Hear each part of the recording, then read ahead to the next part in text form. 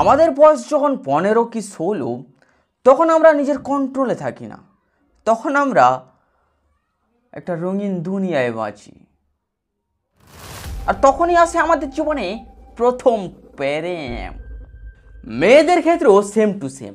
And ওই বয়সে প্রেম ছাড়া আর কিছু বুঝি না, প্রেম ছাড়া আর কিছু দেখি না। ঠিক ভুল তো গাঁড় মারাক, ভালোবাসার মাঝখানে যে আসবে ওকে উড়িয়ে দিতেও একবারও ভাবি না। আজ আমরা এমন এক গল্প দেখতে চলেছি যা দেখার পর আপনার মনে হবে, আপনার কি মনে হবে আমি কিভাবে জানবো, আপনার পাপি মন। ওয়েলকাম টু সত্য ঘটনা এপিসোড 16।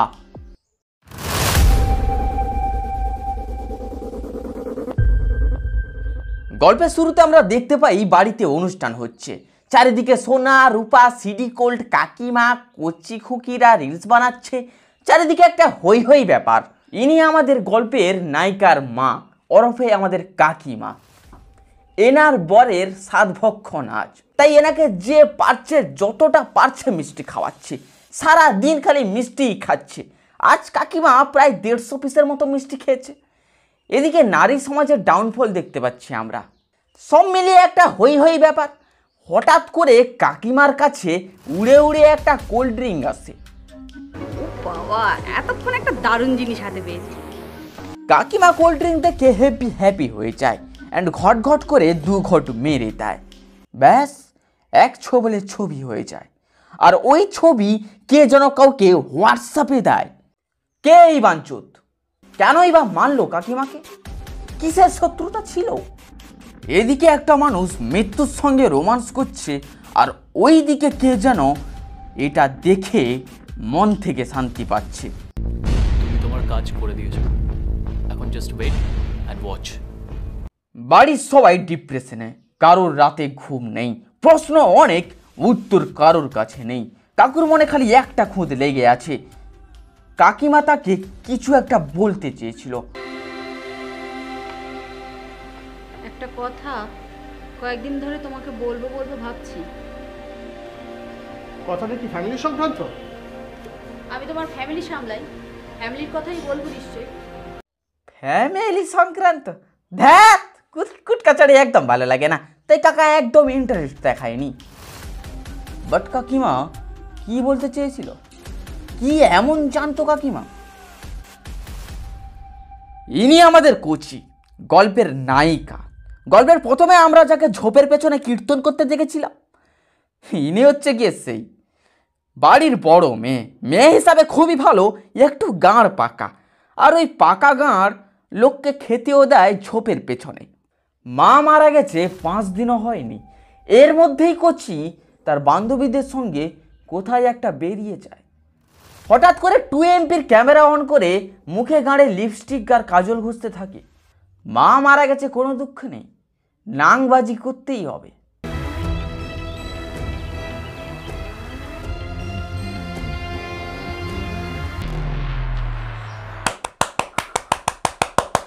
এদিকে ছোট মেয়েটা পুরোই উল্টো, খুব ভদ্র সভ্য, সদ্য মায়ের দুধ ছেড়েছে, হেভি ডিপ্রেশনে আছে। এরপর আমরা ফ্ল্যাশব্যাক দেখতে পাই। সময় কোথায় ছিলি? টিউশনে। টিউশন? টিউশন তো 9টায় শেষ হয়, এখন 11টা 15। স্যার আজকে এক্সট্রা ক্লাস করিয়েছেন। এক্সট্রা ক্লাসটা ঝোপের পেছনে হচ্ছিল। মেয়ে প্রত্যেক দিন দেরি করে বাড়ি আসে, এর জন্য কাকিমা হেভি খেপে থাকে। মেয়েকে জিজ্ঞাসা করলেই মেয়ে বলে, স্যার আজকে এক্সট্রা ক্লাস করিয়েছেন। কি শুরু করেছো বলো তো? মেনে নিলাম ওর 9টার সময় টিউশনি শেষ হয়ে গেছে, কিন্তু তারপরে ও কি ওর বন্ধুদের সঙ্গে একটু আড্ডা মারতে পারে না, কথা বলতে পারে না? এদিকে কাকু মেয়ের অন্ধ সাপোর্টার। মেয়ের কোনো ভুল কাকুর চোখেই পড়ে না, আর কাকিমা মেয়ের ভুল ছাড়া আর কিছুই দেখে না। কাকিমা কাকুকে বোঝায় মেয়ে ভুলভাল ছেলেদের সঙ্গে মেলামেশা করছে, নেশা করছে। কাকু এত সিরিয়াসলি নেয় না।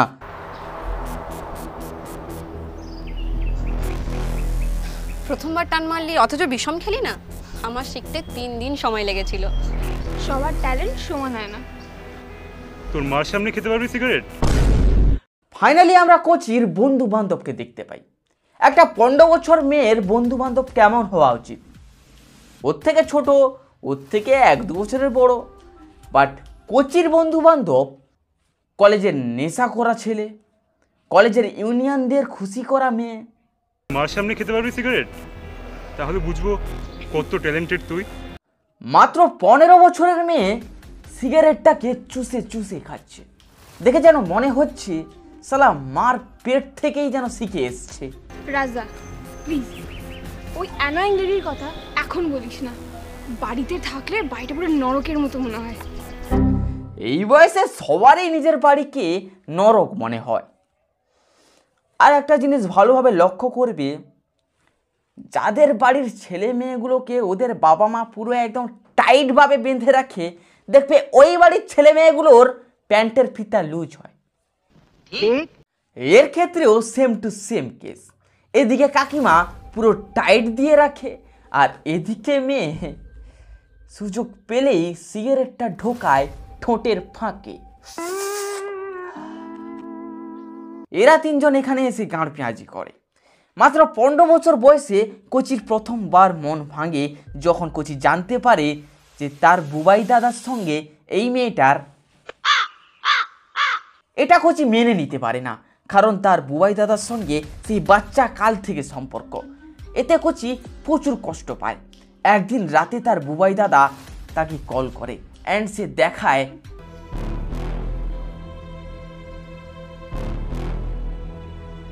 এটা আমার বাড়ি। তুই তোর বাড়িতে রাজা কি করছে? আজ আমার বাবা মা বাড়িতে নেই, ভয় করছিল একা, তাই আমি রাজকে ডেকে নিয়েছি। It's very very painful.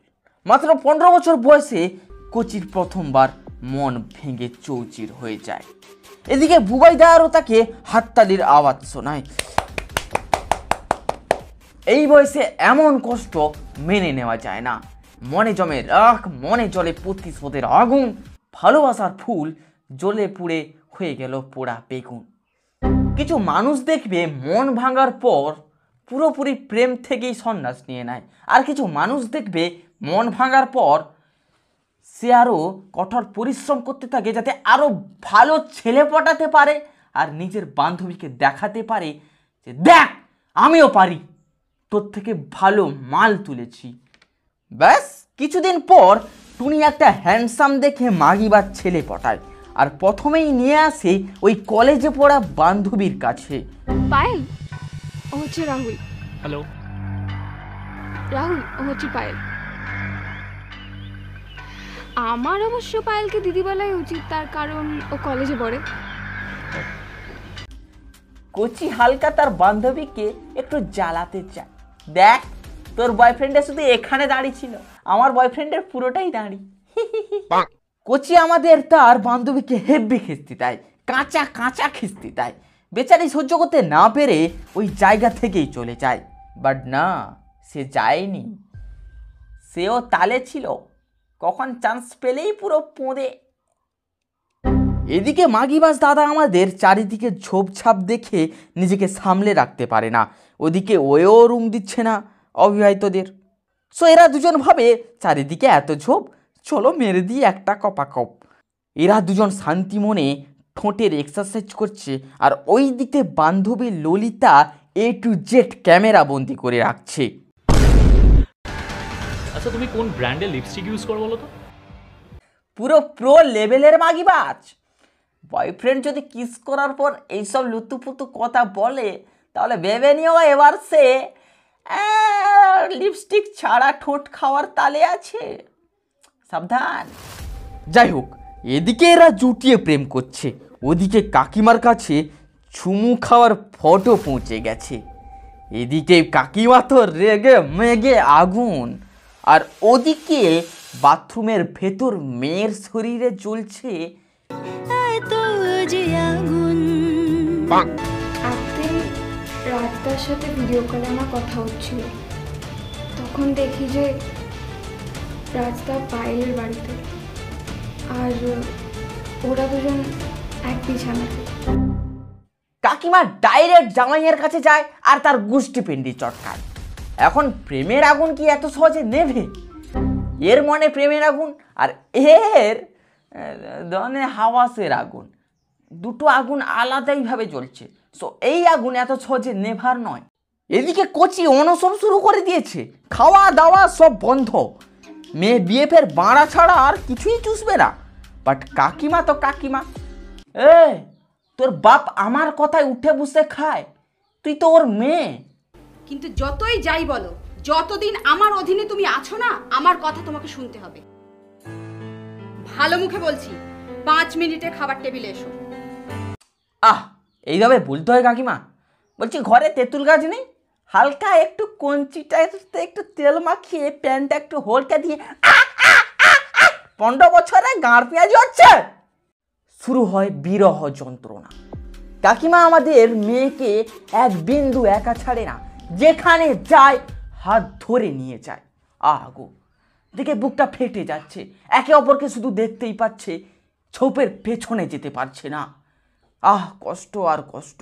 ছোপের পেছনে যেতে পারছে না তো কি হয়েছে, ফোনে ফোনে বাড়াতে সাচুসি চলছে। এদের ঝোপের পেছনে যাওয়া আটকাচ্ছিল একমাত্র কাকিমা। সো এদের পথের কাটা কাকিমা। এবার শুরু হয় আসল খেলা।